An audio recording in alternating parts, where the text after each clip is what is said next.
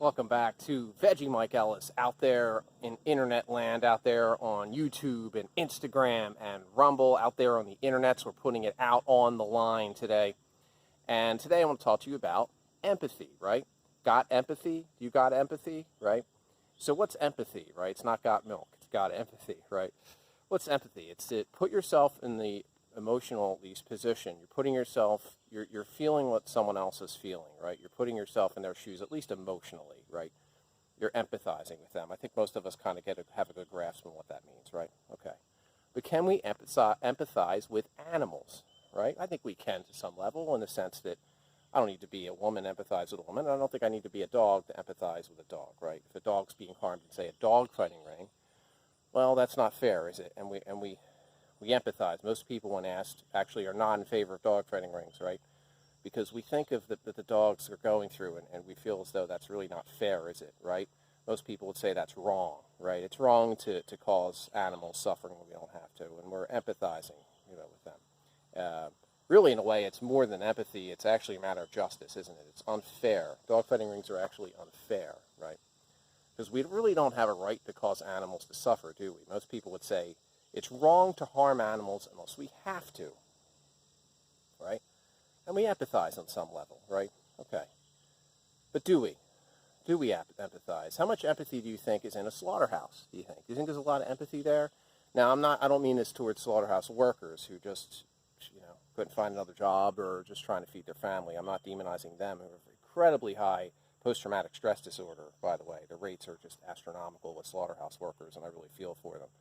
But we live in a world where there's a demand for such a thing. And I just want to be clear, it is completely unnecessary. And you could say, oh, that's your opinion. Well, the largest group of dietitians in the world, the American Dietetic Association, they tend to agree with vegans. They don't tend to. They do, and they're the largest group of dietitians in the world. According to them, a plant-based diet, and I'm paraphrasing, is healthy for all stages of life, including pregnancy, infancy, teenagers, athletes, and it's helpful. It's nutritionally adequate and helpful. So there is no magical nutrient, and just to be clear, no magical nutrient in dead bodies and secretions. Just FYI. Just so you know, I've been vegan 5 years. I'm not, nutritionally, I'm not lacking iron or something. Just an FYI. So if we don't have to, and clearly we don't, you'd say, well, yeah, those people in some parts of the world. I'm not talking about the people who need to, like, let's say some native people or people from the past.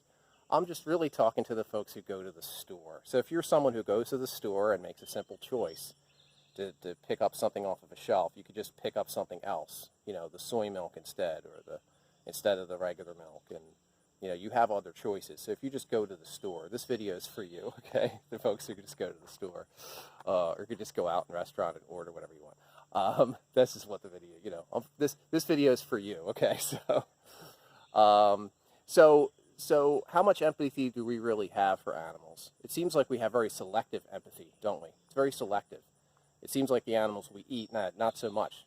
You know what I mean? We're not really thinking of them, are we? You know what I mean? I think it's just kind of something we don't think about. It's just kind of packaged up nice and neat in a nice little package, and we don't really think about it, do we?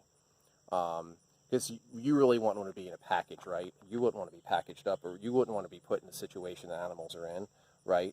And bear in mind, they're babies.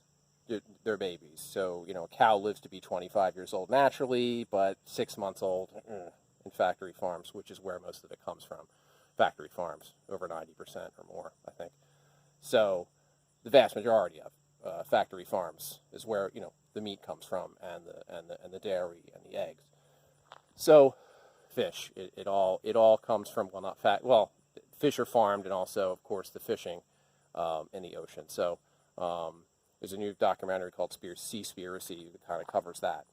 But the idea just being that, are we really empathizing with animals very well here? We seem to empathize really well with cats and dogs. If a cat or dog gets hurt, oh boy. Just think about the inconsistency. Is that really a consistent position? Oh, dogs and cats matter, but pigs and chickens and turkeys, they don't.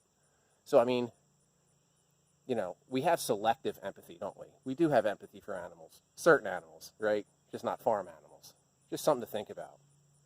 That's why I'm vegan. That's why I'm vegan. And that's why I'm asking you to go vegan. Go vegan.